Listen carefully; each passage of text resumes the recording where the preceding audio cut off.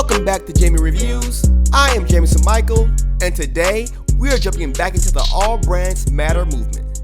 And for the very first time, we are reviewing a Salomon. And today we have a very special guest, and you may have seen him behind the scenes. His name is Justin, and he is holding it down for the squad.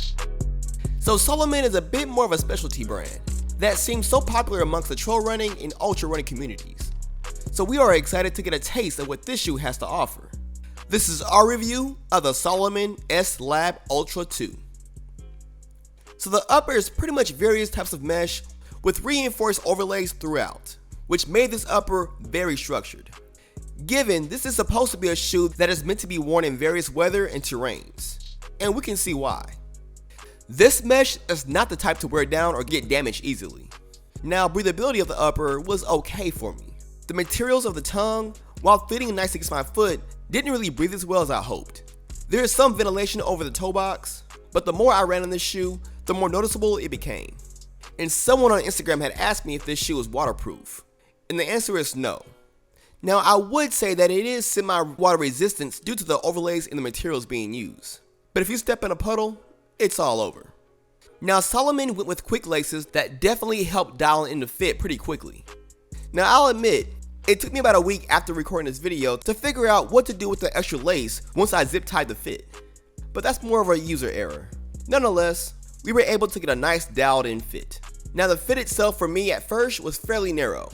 Now, I do have a wider foot, and it took a few runs before the mesh adapted to my foot, but I will still say this is more on the narrow side, but it does fit true to size lengthwise. The midsole uses what Salomon calls their Energy Cell Plus. Now, I'm sure by now we can all predict what Salomon's going to promote, so say it with me: energy return. So I will say that this shoe did feel fast while being protective. In the heel, you definitely feel that impact protection. Now, the midfoot, forefoot area was definitely more on the firmer side, and this is not a bad thing. I figured those who are buying this shoe probably wanted to go faster for the ultramarathon race, and the ride definitely felt engaged no matter what terrain we were on. But if you're looking for a softer, plusher ride, you might have to look elsewhere. But for a trail shoe, I think it works well for the purpose. The outsole has an all-terrain grip that was most definitely the best part of this shoe. Now, the S Lab Ultra 2 is advertised as a trail shoe, and I found it to work well in just about every environment that I tried. Plus, the ride of the shoe is still pretty nimble considering how built up the shoe is. So the S Lab Ultra 2 is meant for ultras and longer all-terrain running. The build quality of this thing is probably why it costs what it does. $180 US. It definitely has that premium feel. The fit of the shoe is not quite my cup of tea, but it may work for others. And I would have liked a more plusher underfoot feel. I would imagine that when running an ultramarathon distance, you may want a bit more comfort, but that's all case by case, person to person.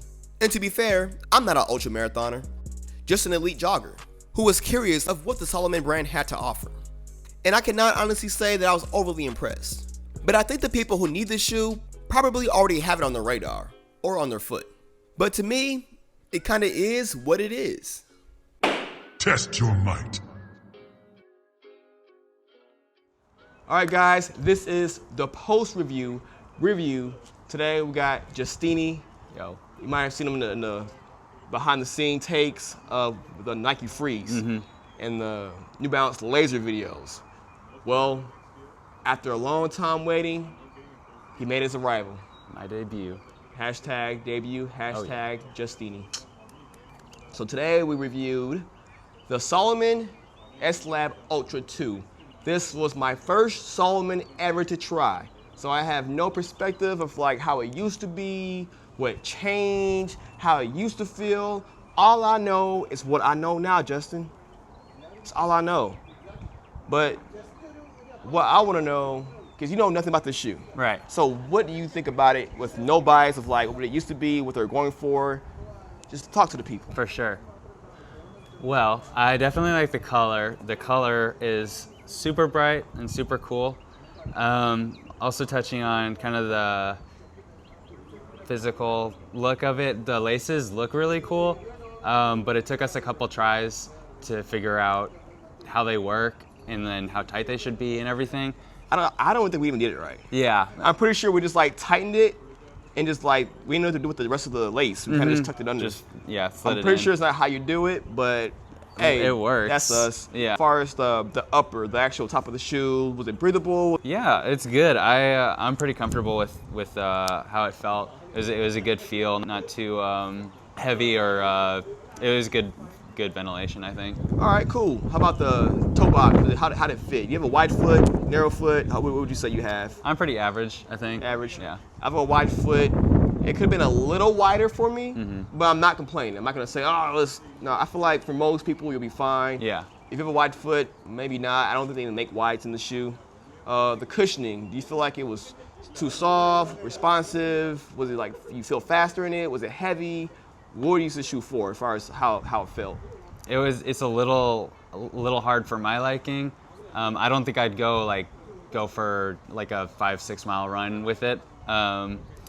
But I think it's good for like shorter, faster reps of stuff. All right, so the cushioning you were saying was going to be more so a little firmer, a little more responsive. You could probably go a little bit faster, more of a bounce to it, but not so much cushioning to where you wouldn't go along with it. Right, that's what I would. I say it's like a trail shoe that can go on like your typical like terrains. You can do some road, but if you're on grass, rocks, gravel, granite, I think it works pretty well. Oh yeah. But yeah, solid shoe. I wasn't very overly impressed. Like I wouldn't go out there and like, I'm going to buy this shoe. The new one's coming out. If you're a fan of Salomon, I think you'll probably like this one. I think Salomon's make all their shoes in the same color. They're all like that color. Oh really? I think it's a thing they do. That's cool. There may be a few that are not like that, but I've seen a lot of their higher end shoes all that color. I respect that. On the interwebs. The interwebs. In a way. And I guess, do you want to join the Mary Beth Run Club in Elite Joggers? Like, I would be pretty cool. The Elite Joggers is like a prestigious, group of us that we embrace the fun of running. Oh yeah. Or jogging. Or walking. Or walking. Yeah, I would be down. As long as your pace isn't any faster than a 3:41 mile pace. Oh, you're good. And it can't be any slower than 30-minute mile pace. Okay, we're good. Between that range, you're in. Cool. All right, cool, man. Sounds dope. All right. Stay in school, don't do drugs, and keep it tight. Oh yeah.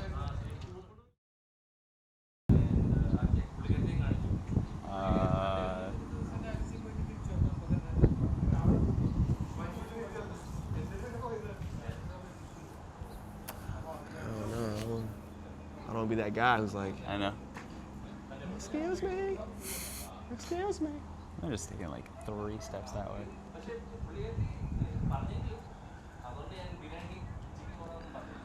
I just want to make the world a better place. We might have to. All right, we'll just get through it.